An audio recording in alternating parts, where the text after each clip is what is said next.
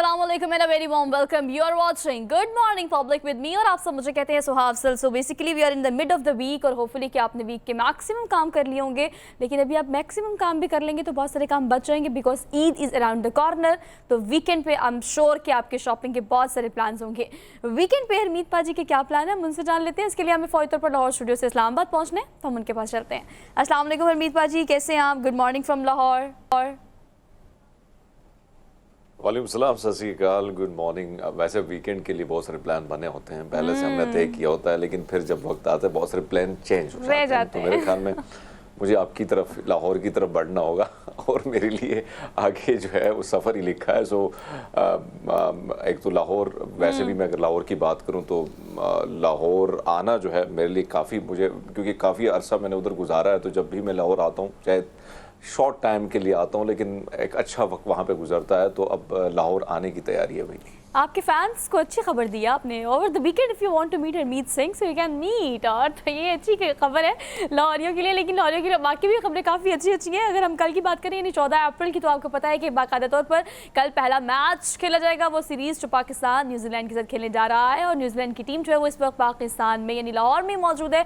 तो लाहौर में काफ़ी एक्टिविटीज़ हो रही हैं, लेकिन सियासी जो सूरत हाल है उसको थोड़ा सा टच करके फौरी तौर पर आगे चलते हैं बिकॉज हमारा एक डिटेल रन डाउन है वो हमने आज डिटेल में आपसे शेयर करना है। सियासी तनाज़ात से हटके हरमीत पाजी, आपको पता है कि निजी ज़िंदगी पर साबिक वज़ीर-ए-आज़म पाकिस्तान इमरान खान की निजी ज़िंदगी पर बहुत बात की जा रही है।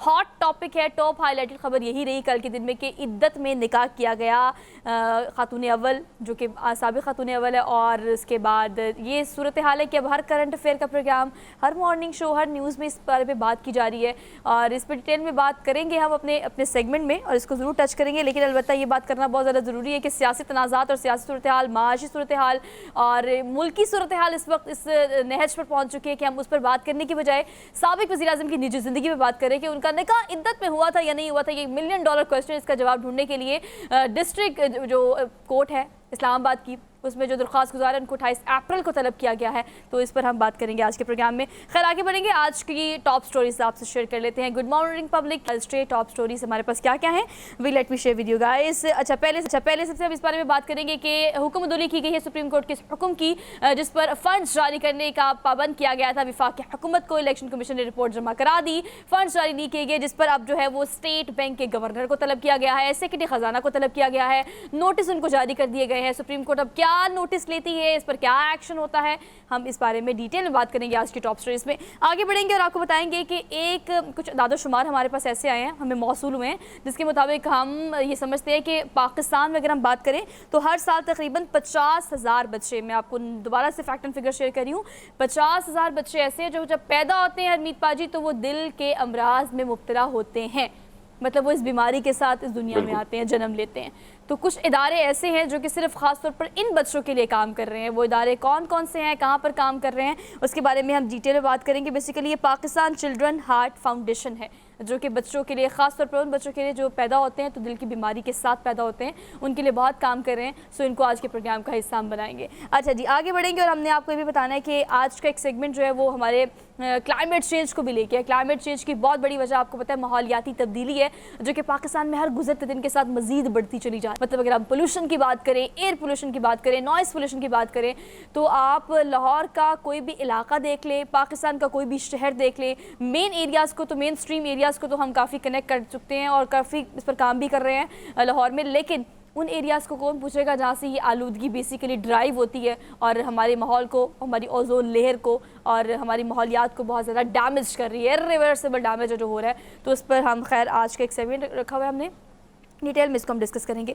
आगे बढ़ेंगे और ख़वातीन के लिए एक सेगमेंट तो लाजमी होता है, वो सेहत का हो या फिर आपको बॉडी, हमने कोई आप बताना हो कि आपको टिप्स चाहिए तो आपको अपनी स्किन को कैसे बेहतर रखना है, बॉडी को शेप में लेके आना है तो आपको क्या करना पड़ेगा। रमज़ान की हम बात करते हैं और हमारा ये हेल्थ का सेगमेंट हम कनेक्ट करने की कोशिश करते हैं अपने रोज़े के साथ, रमज़ान के साथ और हेल्थ के साथ।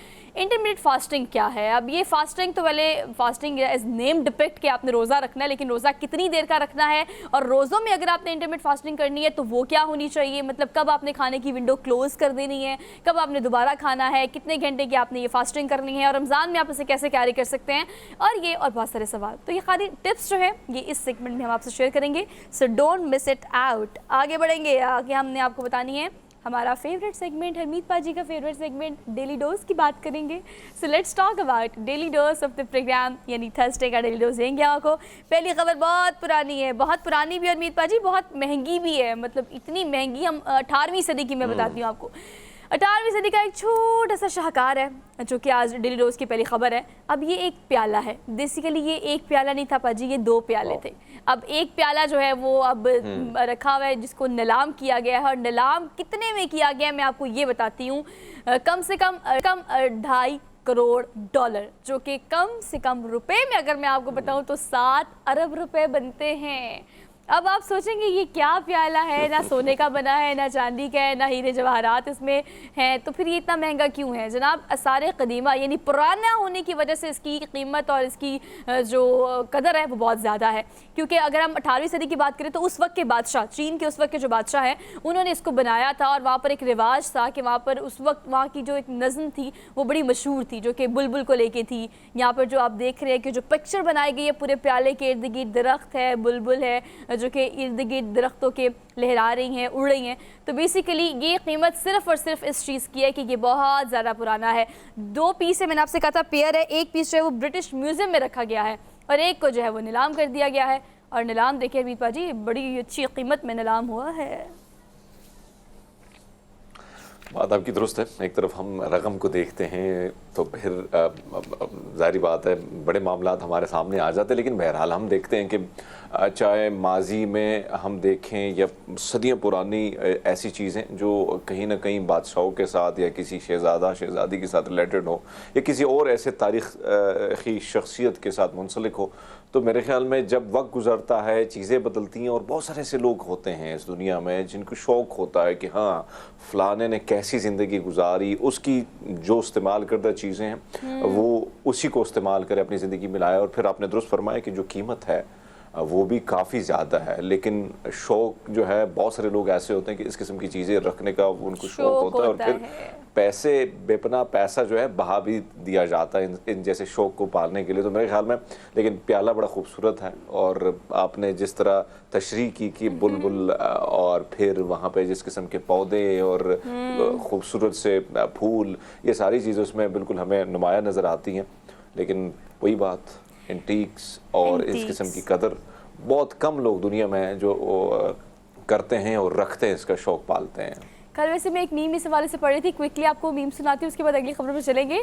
कल मैंने देखी थी कि 2 लोग एक साथ चल फिर रहे थे और उनके पास एक एंटीक पीस था। एक गिर गया, तो जिससे गिर गया उसने कहा कि आपने क्यों गिरा दिया है? तो अगले बंदे ने कहा कि ये बहुत कीमती था। मैंने कहा क्या था इसमें? मैंने कहा बहुत पुराना था। तो वो आगे से दूसरे बंदे ने कहा अच्छी बात है गिर गया, मैं समझा बिल्कुल नया है, मतलब बहुत महंगा है, बिल्कुल नया, पुराना है, गिर गया तो कोई मसला नहीं।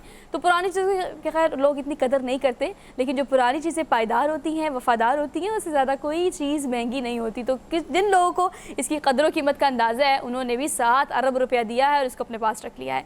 अगली खबर पर चलते हैं जनाब। अगली खबर बहुत इंटरेस्टिंग है और मैं तो इस खबर को सुन के हैरान हो गई थी। तो सोचे उस शादी में मौजूद लोग कितना हैरान हुए होंगे। ये जैसी वीडियो सामने आई है आपको इस बात का अंदाजा हो गया होगा कि ये वीडियो क्या है।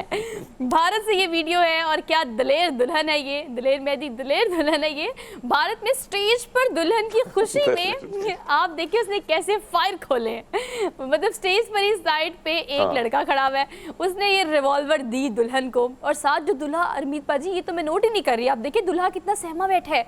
दूल्हे को तो डर है कि आज तो ये तो गोली को इधर हुई तो मैं तो गया काम से। तो उसने कोई 10-15 फायर एक साथ मारे और आप देखिए सेलिब्रेशन का ये तरीका, वो भी दुल्हन की तरफ से। Seems to be like very adventurous. मैंने जब ये वीडियो देखी तो मुझे वो एक हिंदुस्तानी एक फिल्म है रिवॉल्वर रानी, तो वो अगर आप देखेंगे तो बिल्कुल वही चीज़ इसमें भी नज़र आ रही है। लेकिन मैं फिर यही सोच रहा हूँ कि घर वालों का ये बेचारा जो सहमा दूल्हा है इसका क्या बनेगा, मुस्तकबिल तो बड़ा तारीख है, बड़ा ख़तरनाक है। लेकिन बहरहाल शादी थी, इंजॉय किया और फिर पुलिस पीछे लग गई। भैया अब ये पॉइंट जो जारी है इनकी तलाश। और लेकिन आप देखिए एक्साइटमेंट देखिए, दुल्हन को देखें और खड़का गई। अभी हालांकि पिस्टल से फायर करना जो है खासकर खवातीन ज़्यादा घबरा जाती हैं, लेकिन इसको देखते कि एक्साइटमेंट इतनी ज़्यादा है कि उन्होंने बोला कि भाई आओ मैं करके दिखा देती हूँ। बस ठीक है, आप देखिए ना वो बेसिकली लेने दुल्हन आए थे, लेके शूटर जा रहे हैं। तो वो भी काफ़ी एक्साइटेड भी होंगे इस हवाले से, लेकिन डरे सहमे बैठे हुए। ये वीडियो बहुत ज़्यादा वायरल हुई है, मिलियन में फॉलोअर्स है इसके सोशल मीडिया पे। हमने फौरी वहाँ से उठाई, हमने कहा आपको भी थोड़ा एंटरटेन करते हैं इस हवाले से। अगली खबर पर चलते हैं।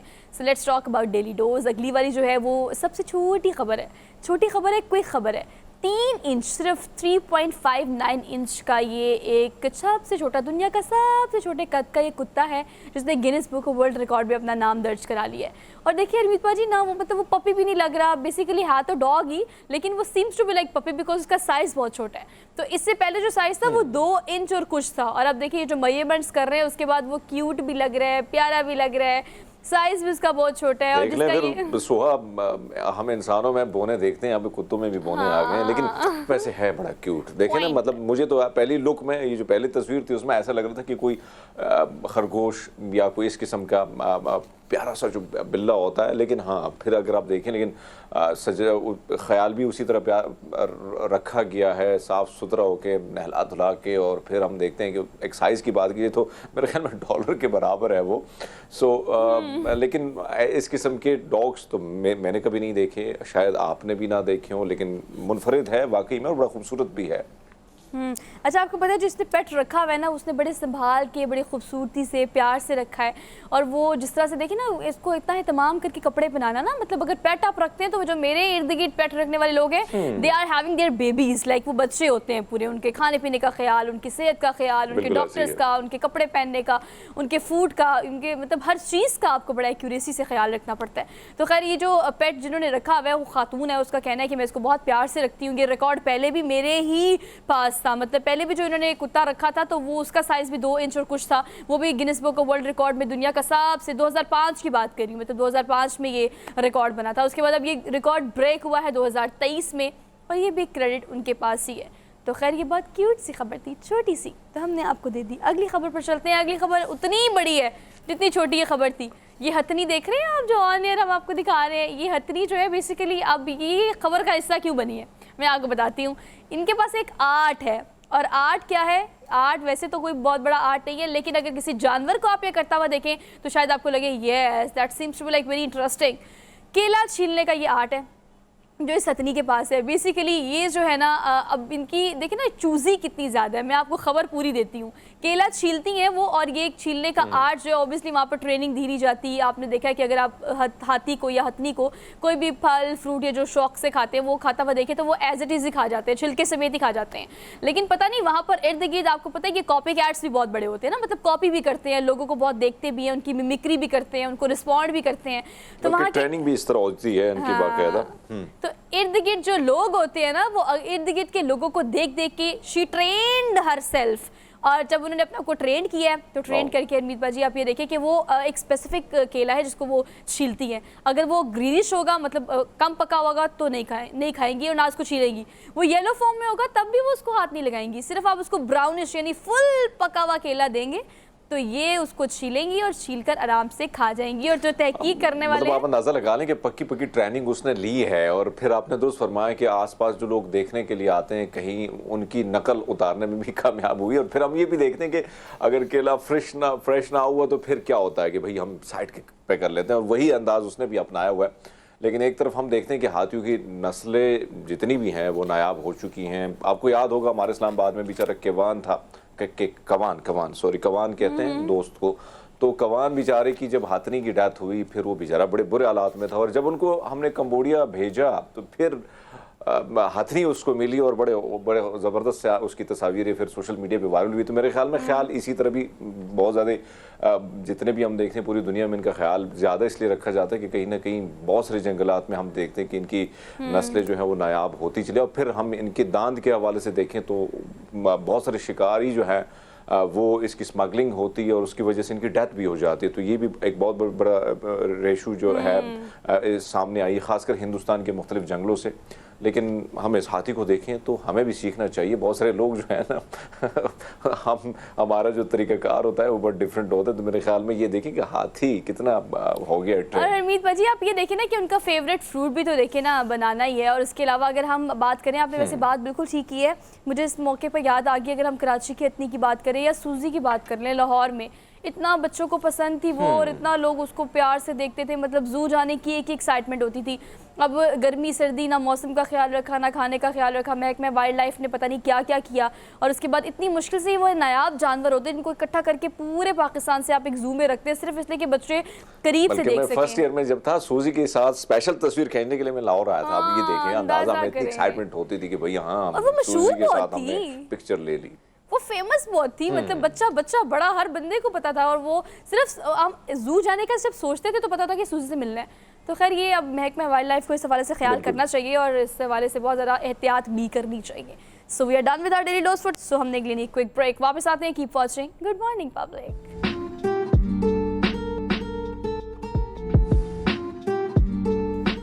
Welcome back after the breaks. पूरे मॉर्निंग शो में अगर हम बात करें पिछले 20 दिनों की, तो रमज़ान में आपको पता है कि हमने सारे कदीमा के या हमने फ़न के शाहकार ख़ास तौर पर हम अगर फ़न तामीर की बात करें, इस्लामी फ़न तामीर की, तो मुख्तलिफ़ मसाजिद मुख्तलिफ़ शहरों से मुख्तलिफ़ जगहों से हमने ज़रूर रिपोर्ट की हैं। तो आज 75 साल कदीम एक और मस्जिद है, उसका नाम क्या है, वो कहाँ पर है, उसकी क्या खासियत है, ये ज़बरदस्त एक रिपोर्ट है। आप देख कर वापस आएँ, फिर हम कंटिन्यू करते हैं। Have a look. जैकबाबाद में 75 साल कबल तामीर होने वाली जामा पीर बुखारी मस्जिद, जो आज भी अपने फ़न तामीर का एक खूबसूरत शाहकार है। ये मस्जिद सैयद नूर अली शाह, ग्वारम खान खोसो, मदद खान खोसो और उस वक़्त के डिप्टी कमिश्नर ने मिलकर तामीर करवाई, जिसकी नक्श निगारी देखने के लिए लोग दूर दूर से आते हैं। अशहदु अन्ना मुहम्मदर रसूलुल्लाह। जामा पीर बुखारी मस्जिद के 4 लंबे मीनार, सब्ज गुंबद, कुशादा सेहन और नक्श और निगार अपनी मिसाल आप हैं। 1947 में जैसे ही हमारा मुल्क आज़ाद हुआ तो उसके फ़ौरन बाद जो है 90,000 की लागत से इस मस्जिद की जो है वो तामीरात हुई। इस मस्जिद की ये भी है कि भाई जब गर्मियाँ होती हैं तो ये मस्जिद जो है ठंडी रहती है, और उसके अलावा जब सर्दी होती है तो ये मस्जिद गर्म रहती है। 1948 में इसका काम शुरू हुआ और 52 में ये मस्जिद बन गई, और इसका ख़तीब व पेशमाम जो हमारा पीर व मुर्शिद सैयद नूर अली शाह बादशाह था, वो ख़ुद अपने हाथों से इस मस्जिद को बनाया, तामीर कराया। जामा पीर बुखारी मस्जिद के एक हिस्से में पेश इमाम कई सालों से मोहल्ले के बच्चों को कुरान मजीद और दीनी तालीमात से रोशनास कर रहे हैं। 1948 में तामीर की जाने वाली जामा पीर बुखारी मस्जिद जैकबाबाद में अपनी एक मुनफरद हैसियत रखती है। कैमरामैन टीम के साथ सिद्दीक, ब्रेकिंग न्यूज़, जैकबाबाद। अरे वाह, पीर बुखारी मस्जिद जो है वो जितनी खूबसूरत लग रही थी, आपको पता है हरमीत पाजी, जो खासियत होती है इन तमाम मसाजिद की वो सिर्फ ये होती है कि जितनी पुरानी ये होती है उतनी पुख्ता ये होती हैं। जितनी पुरानी होती है उतने फ़न इस्लामी का एक शाहकार हमें नज़र आता है। उस वक्त की तामीरात जो है, मैं पहले भी कई दफ़ा बात कर चुकी हूँ कि अगर हम मसाजिद की तामीर की बात करें तो इस वक्त लाहौर में काफ़ी ऐसी मसाजिद है जो कि बनाई गई हैं। मतलब बहरिया टाउन में बड़ी खूबसूरत सी मस्जिद बनाई है, लेक सिटी में बहुत अच्छी मस्जिद बनी हुई है। लेकिन ये जो तमाम मसाजिद हम आपको रिपोर्ट कर रहे होते हैं, बेसिकली वो तमाम मसाजिद हैं जो कि फ़न तामीर का शाहकार हैं। अंदर से इतनी खूबसूरत बनाई होती है, इतनी पायदार बनाई होती है, और जो आप वाली बात है हरमीत पाजी की ठंडी बहुत होती है, क्योंकि जो मटेरियल इसमें इस्तेमाल किया जाता है वो मौसम कोई भी हो एतदाल के मुताबिक अपने आप का टेम्परेचर जो है वो कन्वर्ट कर लेती है। बहुत सर्दी है तो मौसम अंदर बिल्कुल वार्म हो जाता है। सोहा, अगर हम देखें जितने भी पुरानी इमारतें हैं, एक तो उसमें इस किस्म का इस्तेमाल होता, तो पत्थर का ज़्यादा इस्तेमाल होता था, और फिर इस चीज़ का ख्याल रखा जाता था। यानी आप कभी आएँ रावलपिंडी, और यहाँ पे सुजान सिंह की हवेली है, और बहुत सारी डॉक्यूमेंट्रीज पे बनी, मेरी अपनी डॉक्यूमेंट्रीज भी मैंने उसमें बनाई, बड़ी खूबसूरत। तो जो अब मेरे ख्याल में यूनिवर्सिटी के ज़रिए इंतज़ाम, वो सारे इंतज़ाम जो हैं उनके अंडर है, और वो सारी चीज़ें देखभाल, लेकिन कोशिश की गई थी खान साहब के दौर में कि उसके हवाले से बड़ा काम किया जाएगा। और हम देखते कि उनके सुजान सिंह रावलपिंडी के करता धरता थे, और बागा वाला सरदार यहाँ पे उन्हीं का था, और इसी तरह 2 हवेलियाँ हैं एक दूसरे से मुंसलिक। तो जून के महीने में जब मैं वहाँ पे शूट कर रहा था, तो आप यकीन माने कि कड़ाके की गर्मी थी, कोई वहाँ पे बिजली नहीं, लेकिन वो जिस तरह सिस्टम बना है वहाँ पे, तो आपको ठंडी ठार हवाएं, और वो हवाएं मुख्तलिफ उसके लिए जो रास्ते बनाए गए उन हवा से, जैसे वो हवाएं जैसे दाखिल होती है अंदर रूम में, तो ऐसा लगता है कि कहीं ना कहीं कोई एयर कूलर लगा हुआ है या कोई एसी लगा हुआ है। तो ऐसे में मैं सिंध की बात करूँ, मैं सिंध के मुख्तलिफ इलाकों में गया हूँ, खासकर जब भी आप जाएं तो ठट्ठा का एक इलाका है, एक शहर है, बड़ा खूबसूरत शहर है। उसके पास किंजर झील है जिसमें एक मज़ार भी है, बिल्कुल बीच में एक मज़ार है। मेरे ख्याल में अब मैं नाम शायद जो मुझे याद आ रहा है शायद शशि पन्नू के हवाले से ये किस्सा है या किसी और के साथ मुंसलिक है, लेकिन मैं गया हूँ वहाँ पे। तो वहाँ पे मैंने इस किस्म के कब्रिस्तान देखे हैं जिनकी लंबाई यकीनन आप हैरान होंगे कि इतने तवील क़ामत लोग भी उस वक्त हुआ करते थे। इस किस्म की कब्रें हैं और उसके साथ जो मकबरे बने, फिर मुख्तलिफ इमारतें बनी हैं। तो हम देखते हैं कि पुरानी जितनी भी मसाजिद हों, मुख्तलिफ इमारतें हों, वो अटैक ज़रूर करती हैं। एक तो तरीक़ाकार बड़ा खूबसूरत होता है जिस तरीके से उसको बनाया गया था या बनाया गया होता है। फिर हम देखते हैं कि मुख्तलिफ कल्चर से, चाहे हरमीत पाजी आप एक बात बिल्कुल ठीक कर रहे हैं कि सबसे टॉप ऑफ दी ऑल एक बात जो करने वाली है वो ये कि ये हमारा कीमती असासा है। आने वाली जनरेशंस के लिए सारे कदीमा को बचा के रखना, और इसलिए बचा के रखना कि आने वाली नस्लों को हमने भी तो कुछ दिखाना है ना। हमने भी बताना है कि हमारे जो वक्त गुजरे हैं, जो बादशाह गुजरे हैं, जो दौर गुजरे हैं, उस दौर में ये सब कुछ था जो कि आज हमारा कीमती असासा और सारे कदीमा के तौर पर हमने आप लोगों के लिए महफूज किया है। सो हमें इस हवाले से देखना चाहिए, महकमा जात को इस हवाले से इनिशिएटिव लेने चाहिए। हमने एक ब्रेक लेनी है, वापस आते हैं। Keep watching good morning public.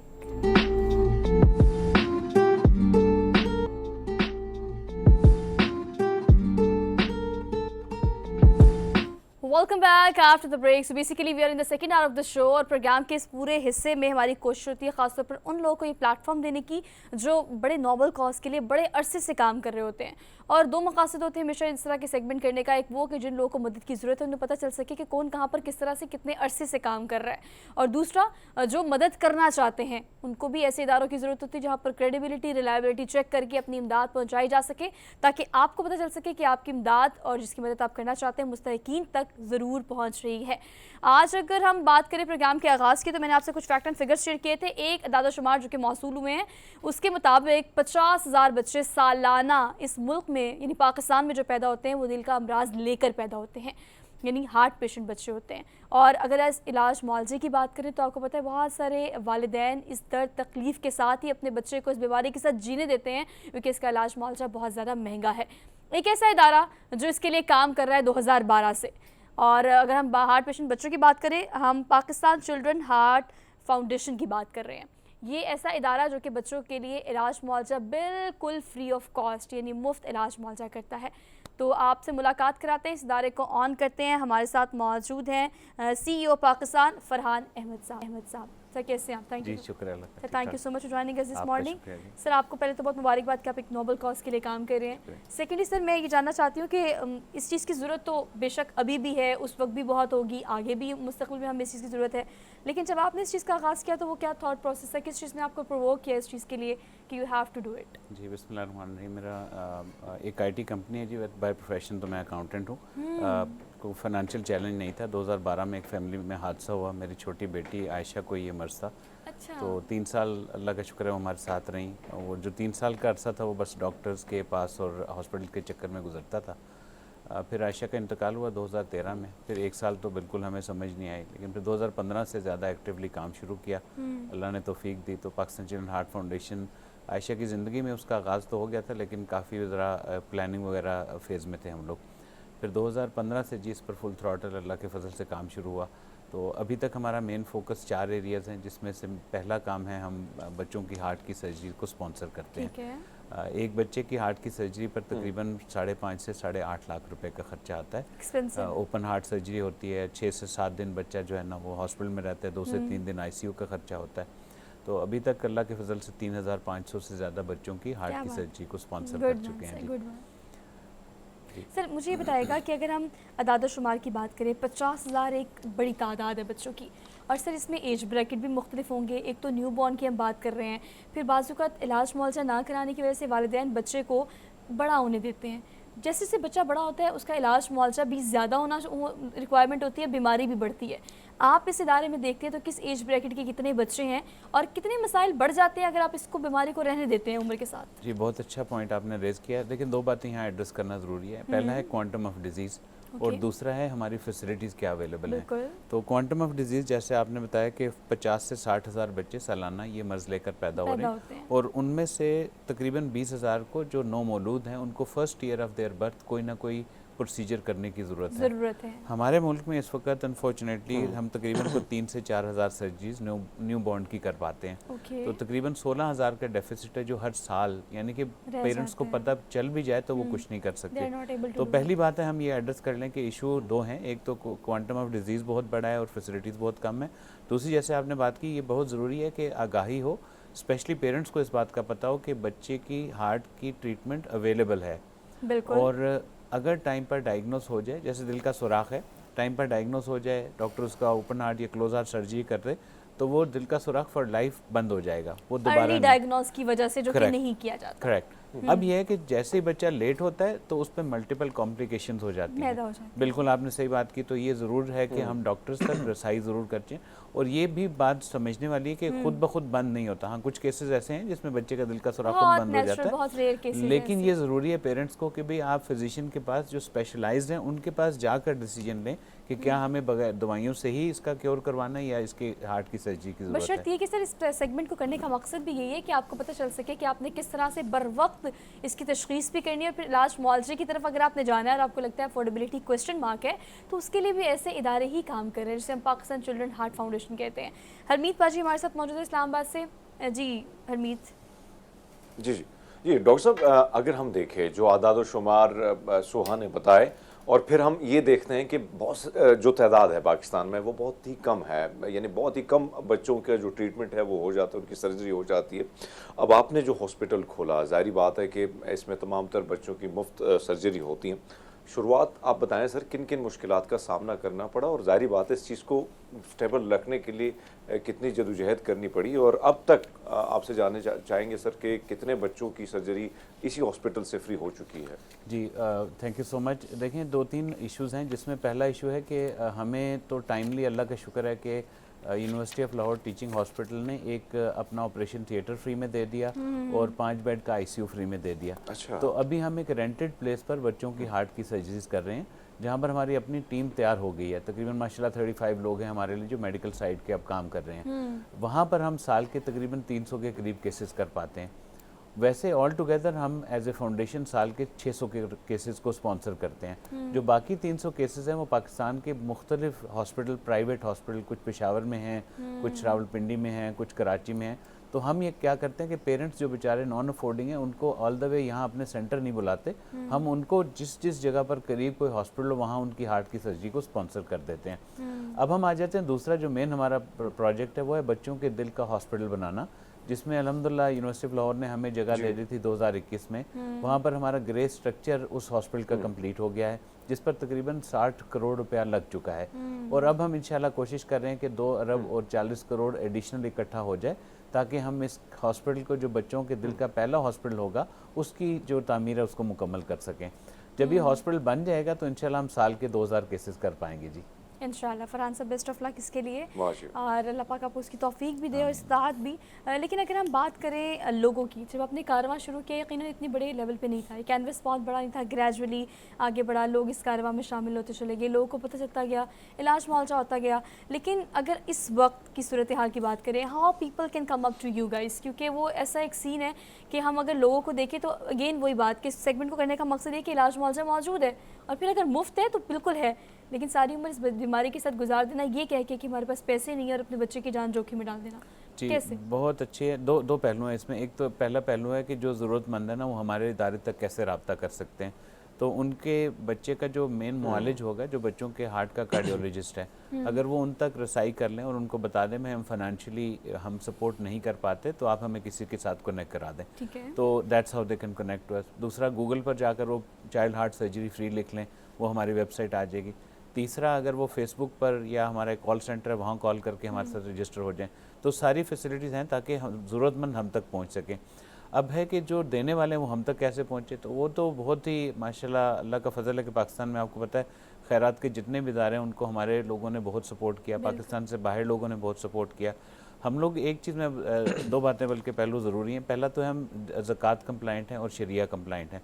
यानी कि जो भी लोग अपने ज़कात के मुस्तहिक तक लगाना चाहते हैं तो हमारा इदारा अल्हम्दुलिल्लाह हमारा अपना शरिया बोर्ड है। दूसरा ये है कि जो भी तरीका आप डोनेशन का चाहें, हर बड़े बैंक अकाउंट में हमारे ज़कात के अकाउंट अलग हैं, डोनेशन के अकाउंट अलग हैं, ईजी पैसा, jazz cash, debit card, website, यानी कि एनी मीडियम जो जी बिल्कुल जिस भी तरीके से डोनेट करना चाहें। मेरी अपील बस ये होगी कि देखें इंशाल्लाह अल्लाह ने चाहा तो ये हॉस्पिटल बन जाना है, क्योंकि हम तकरीबन साल से जब पहली दफ़ा हमने काम शुरू किया था तो लोग कहते थे फरहान भाई अभी अभी आपकी बेटी का इंतकाल हुआ है, जज्बाती हैं, पता नहीं होगा नहीं होगा, लेकिन चलें हम थोड़ा सा दे देते हैं। लेकिन आज अल्लाह के फजल से 60 करोड़ इकट्ठा होकर बच्चों के दिल के हॉस्पिटल के ग्रे स्ट्रक्चर पर लग भी गया। तो अब ये नज़र आ रहा है कि इट्स इंशाल्लाह going to happen very soon. तो मेरी गुजारिश है कि बस हम अपना हिस्सा ज़रूर डाल दें, बेशक वो 1 रुपया हो, वो 10 रुपये हो, वो 100 रुपया हो, 1000 हो, 1 लाख हो, जिसको अल्लाह ने जितनी तौफीक दी है वो ज़रूर अपना हिस्सा डालें, ताकि ये एक ऐसा कार्यखार का सिलसिला शुरू हो जाए। क्योंकि जितना हम लेट कर रहे हैं उतना ही हम बीमारी को जड़ से ख़त्म करने की जो मीनिंगफुल एफर्ट है वो नहीं कर पा रहे। फरहान साहब एक और चीज़ है, आप डॉक्टर साहब एक और चीज़ जो आपने देखी होगी और आपके सामने बहुत सारे ऐसे बच्चों के केसेस सामने आए होंगे, बल्कि मेरे सामने भी इस किस्म के बच्चे मैंने देखे कि उमूमन यही जो वालिदैन हैं वो यही सोचते हैं कि शायद ख़ुद ब खुद ही सारी चीज़ हो जाएगी, कभी कभी इंतज़ार किया जाता है, बच्चे की थोड़ी उम्र ज़्यादा हो जाती है। ये कितना नुकसानदेह है कि इंतज़ार का ये जो सिलसिला चलता है बच्चे के लिए, बच्चे की जो सेहत के लिए और उसकी ज़िंदगी को आगे वो कितने ख़तरे में पड़ जाती है, तो क्या करना चाहिए ऐसे में सर? जी ये तो बिल्कुल जी इसमें बिल्कुल कंप्रोमाइज़ नहीं करना चाहिए। देखें दो सूरत हाल हो सकती हैं, एक है कि पेरेंट के पास पैसे नहीं है ना, तो और वो टाल रहे हैं कि किसी तरीके से ये वक्त गुजर जाए और ये उनको किसी फिजिशियन के पास जाकर 5.5 से 6.5 लाख रुपया ना देना पड़े। तो देखें एक वाइट कॉलर साहिब हैसियत के लिए भी एकदम 5.5 से 6.5 लाख निकालना आज के दौर में मुश्किल है। तो मेरी तो यही गुजारिश होगी कि ज़रूर पहुँचें, हम जैसे इदारे हैं अल्हम्दुलिल्लाह इसीलिए बैठे हुए हैं कि हमसे रब्ता करें, लेकिन बस खामोशी से बैठकर इंतज़ार ना करें। क्योंकि पहले जैसे बात हुई कि अगर हम दिल के सुराख को टाइम पर क्योर नहीं करेंगे वो मल्टीपल प्रॉब्लम्स में कन्वर्ट हो सकता है, जो कि खुदा न खास्ता अल्टीमेटली उस बच्चे की जानलेवा कैफियत भी हो सकती है। बिल्कुल ठीक कह रहे हैं फरहान साहब। लेकिन अगर पाकिस्तान की बात की जाए तो नाज़रीन आप ये जानते हैं कि सैलाब हो, ज़लज़ला हो या हमारी माशी सूरत हाल इस नहज पर जहाँ पर आज मौजूद है वहाँ पर हो, तो राशन तकसीम करने से लेकर इमदाद करने तक बड़ी तादाद में मुखिर हज़रात बाहर आते हैं और लोगों की मदद करते हैं। तो इंसानियती खिदमत करने के ऐसे मराकिज़, ऐसे इदारे मौजूद हैं, बशर्ते कि आपको इल्म हो कि आपने किसी मसले पर कहाँ जाना है, किससे रब्ता करना है। हम आगे भी इसको डिस्कस करेंगे। हमने एक क्विक ब्रेक वापस आते हैं। Keep watching good morning public.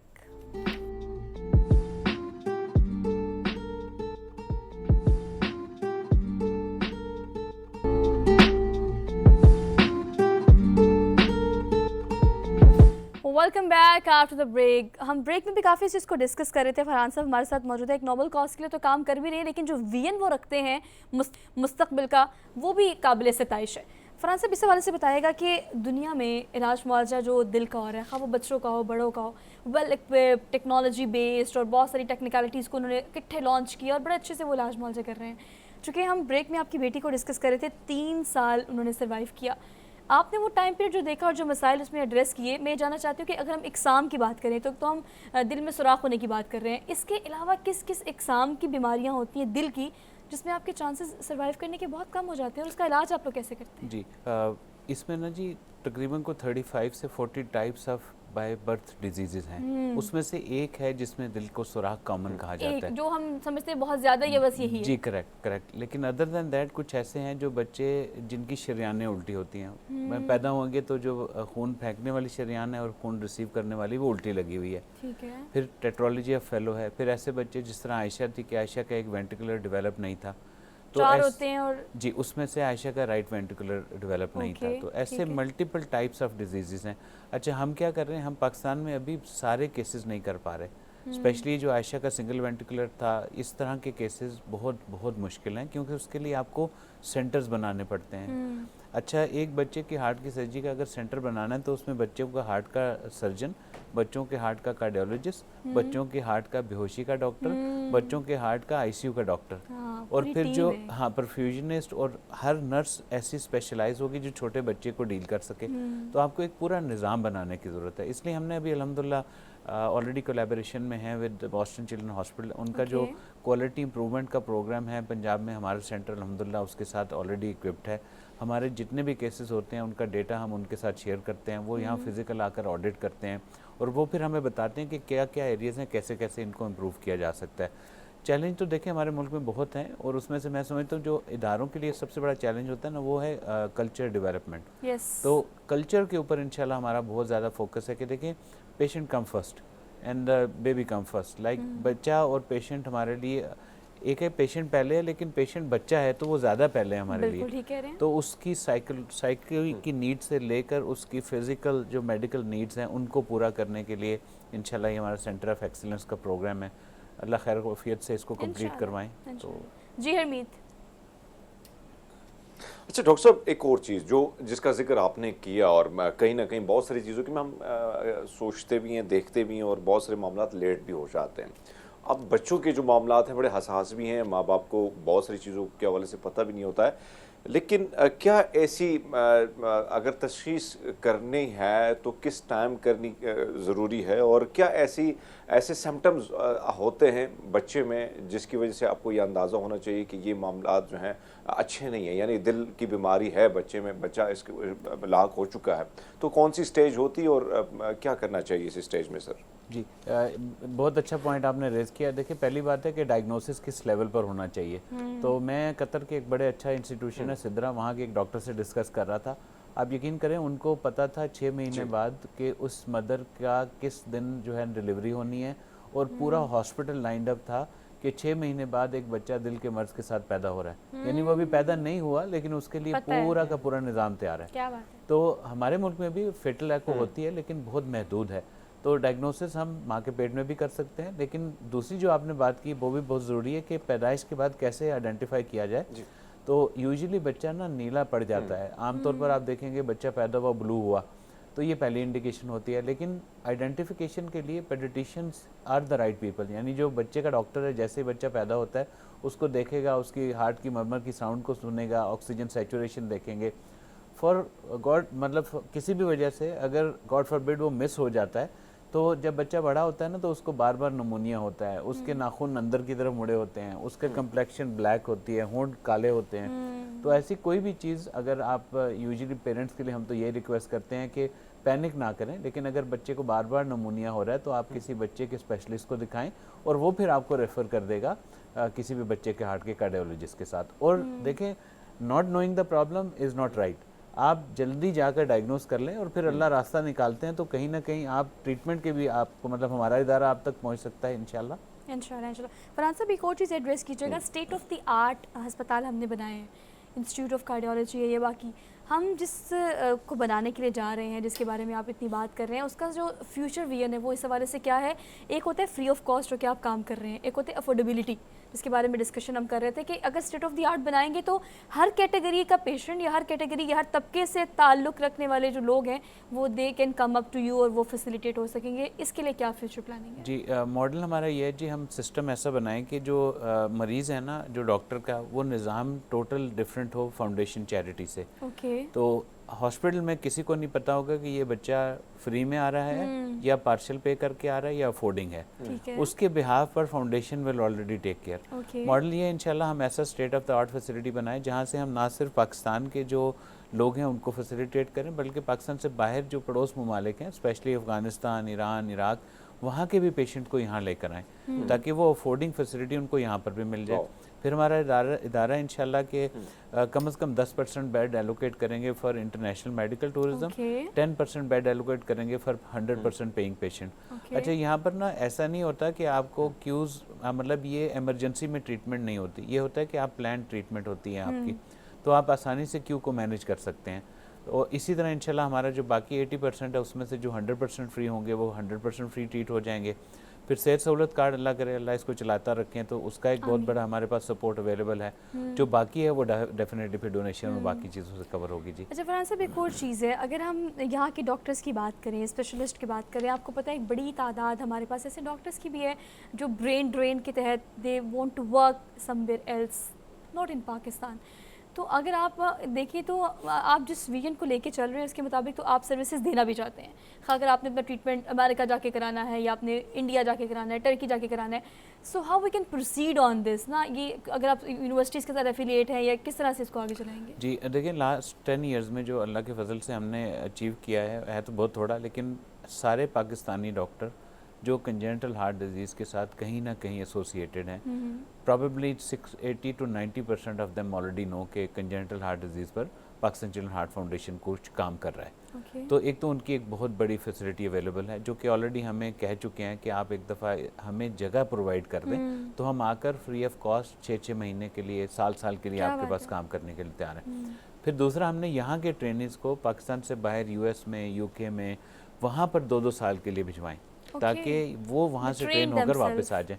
फिर जो तीसरा बहुत ज़रूरी बात है वो है कि इकोसिस्टम ऐसा डेवलप किया जाए कि वो सिर्फ हमारे हॉस्पिटल में नहीं, वो प्राइवेट हॉस्पिटल में भी ये सर्जरीज करके अपनी जो इनकम है उसको भी जनरेट कर सकें।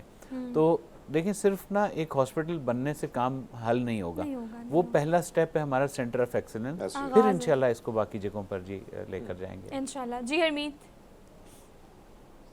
अच्छा डॉक्टर साहब, इसमें सबसे बड़ी बात होती है, हम देखते हैं कि मुख्तलिफ डिपार्टमेंट में, मुख्तलिफ इदारों में ऐसे लोग होते हैं कि इस तरह कार खैर में शिरकत करते हैं। अब मैं डॉक्टर साहिबान की बात करूं तो जाहिर बात है कार्डियोलॉजिस्ट की एक बहुत बड़ी तादाद इसके लिए ज़रूरी भी है। तो ऐसे में कितने डॉक्टर, क्योंकि वो बग़ैर फ़ी के आपके साथ वो जो अपने खिदमात हैं इस इंस्टीट्यूट को वो फराम कर रहे हैं? जी बहुत अच्छा पॉइंट आपने रेज़ किया हमें। तो इसमें हमारा मॉडल क्या है कि हम रिक्वेस्ट करते हैं कि आप हमसे ज़रूर पैसे लें, क्योंकि डॉक्टर्स का काम है प्रोफेशनली अपने आप को इनेबल रखना ताकि उनका भी घर का सिलसिला चलता रहे। अच्छा, बहुत सारे डॉक्टर, मेजॉरिटी ऑफ देम हमसे जो पैसे लेते हैं वो इन रिटर्न डोनेशन वापस लौटा देते हैं और समटाइम्स मल्टीपल टाइम ज़्यादा लौटा देते हैं। तो मॉडल ये है कि एक तो जो बाहर से लोग आते हैं ना वो तो 100% फ्री हमसे, हम डिस्पाइट हम कोशिश भी करें तो हमसे पैसे नहीं लेते, और अल्लाह का शुक्र है कि वो फाइनेंशियली स्टेबल भी हैं तो उनको शायद हमारी कंट्रीब्यूशन की ज़रूरत भी नहीं है। लेकिन पाकिस्तान में हम ये नहीं चाहते कि हेल्थ केयर प्रोफेशनल को फ्री में काम करवाया जाए, क्योंकि देखिए पूरे मुल्क में अगर है ही 12 सर्जन और उनके पास पेइंग कैटेगरी इतनी ज़्यादा है तो वो हमारे नॉन पेइंग के लिए आकर अपना टाइम भी दें, लेकिन in return we are very thankful that we pay them whatever money, in return they give us more donation. अल्हम्दुलिल्लाह अक्रॉस पाकिस्तान ऐसे है जी। सर, इसे कंक्लूड कीजिएगा कि अगर हम इदारों की बात करें या मुखैर हज़रात की बात करें, दर्द दिल रखने वाले लोग इस तरह के इदारे बना के, अस्पताल बना के या अपनी सर्विसेज देकर कंट्रीब्यूट करना चाहते हैं, तो वो तमाम लोग जो है उन्हें आप क्या पैगाम देना चाहेंगे? इस सवाल है कि बच्चों की ज़िंदगी तो बचानी है, वालिदैन को बच्चों की ज़िंदगी भी देनी है, और फिर ये जो प्रोसीजर है ये कितना इस हवाले से भी तल्ख होता है कि जो माँ बाप सफ़र कर रहे होते हैं जिस चीज़ से, शायद वो आप ही इमेजिन कर सकते हैं, उसको मैं डिस्क्राइब नहीं कर सकती because you have experience that. क्या इस हवाले से कहा? जी मेरी बस इसमें ये गुजारिश होगी कि जी इंशाल्लाह ये हॉस्पिटल तो बन जाना है, जैसे मैंने पहले आपसे अर्ज़ किया कि इसमें डाउट कोई नहीं, अल्लाह के फजल से जिस स्पीड पर चले, बस हम इसको जल्द अज जल्द कंप्लीट कर लें। और उसके लिए क्या है कि देखें, एक है फाइनेंशियल कंट्रीब्यूशन करें, 2 अरब 40 करोड़ को बहुत बड़ी अमाउंट नहीं है, हमारे पास माशाल्लाह ऐसे बिजनेसमैन हैं शायद कोई एक भी इसको सपोर्ट कर सके, तो अल्लाह करे कि आपके इदारे की तवज्जो से वो बात सुन रहे हों। ट्रांसपेरेंसी पर हमारा बहुत फोकस है, बड़ी जो 4 ऑडिट फर्म है उनमें से एक हमें ऑडिट करते हैं, हमारी सारी फाइनेंशियल स्टेटमेंट वेबसाइट पर मौजूद हैं, तो जो भी पैसा वो देंगे इंशाल्लाह वो कार खैर पर लगेगा। दूसरा मैं ये रिक्वेस्ट करता हूँ कि ज़रूर ज़रूर जिस तरह हमारे सारे पैकेजेस बने हुए हैं, अगर कोई एक कमरा डोनेट करना चाहता है अपने प्यारे जो उस दुनिया से चले गए हैं वो फैसिलिटी अवेलेबल है, कोई इक्विपमेंट देना चाहता है वो फैसिलिटी अवेलेबल है, लेकिन मेन हमारा काम क्या है कि हम इदारा ऐसा बना लें जो अपने पाँव पर खुद खड़ा हो सके, ऑटो सिस्टम। करेक्ट। तो आप देखें कहीं पर आपको आयशा का नाम नज़र नहीं आ रहा, मिसबा भाई हमारे साथ हैं, कहीं मिसबा भाई का नाम नज़र नहीं आ रहा, तो नाम हमने क्यों ये नहीं रखा, बिकॉज हम समझते पाकिस्तान का मसला तो हमें children heart hospital research institute ही बनाना है, तो वो पाकिस्तान का नाम काफ़ी है इस इंस्टीट्यूट के साथ। जी इंशाल्लाह। तो बाकी ये कि हमारा स्टूडेंट एम्बेसडर प्रोग्राम है, जो हमारा कमर्शियल एम्बेसडर प्रोग्राम है, यानी कि जो ऑफिस में काम करते हैं वो हमारे साथ ज्वाइन कर लें, क्योंकि वर्ड ऑफ माउथ लोगों तक पहुंचाना बात को बहुत ज़रूरी है। 3 स्टेप होते हैं चैरिटी में जी, पहला है कि आप मसले को मसला समझें, दूसरा है कि उस मसले के साथ कनेक्ट हो जाएं, और तीसरा है फिर आप उस मसले के लिए डोनेट कर दें। तो एटलीस्ट आई थिंक टुडे इंशाल्लाह आपके इदारे की तवज्जो से लोगों को ये तो पता चलेगा भी मसला है, तो मसले के बाद इंशाल्लाह उसको ऑन भी करेंगे। इंशाल्लाह sir, thank you so much for being here sir. बहुत ही ज़बरदस्त डिस्कशन रही आपसे। हकूक़ अल्लाह के बारे में तो यकीनन आपसे सवाल किया जाएगा, लेकिन हुकूक़ुल इबाद के बारे में भी आपसे सवाल किया जाएगा। इंसानियत जहाँ तकलीफ़ में है, आपसे जो बन पड़े आप कर सकें, आपको ज़रूर करना चाहिए। और इतना डिटेल सेगमेंट करने का मकसद ये था कि जिस तरह से भी आप कंट्रीब्यूट कर सकते हैं, आसान रास्ते मौजूद है, बशर्ते कि आपको उसके बारे में इल्म हो। तो रमज़ान का खूबसूरत महीना, ये मेहमान है, इसमें ज़्यादा अगर आप एक नेकी करते हैं तो 70 गुना ज़्यादा उसका सवाब मिलता है आपको। वैसे भी इंसानियत को इस चीज़ की ज़रूरत है, तो कंट्रीब्यूट ज़रूर करें और इस बारे में ज़रूर सोचें। हमने लेनी है आपसे इजाज़त, इंशाल्लाह आपसे मुलाकात करेंगे कल। अपना ख्याल रखिएगा। अल्लाह हाफ़िज़।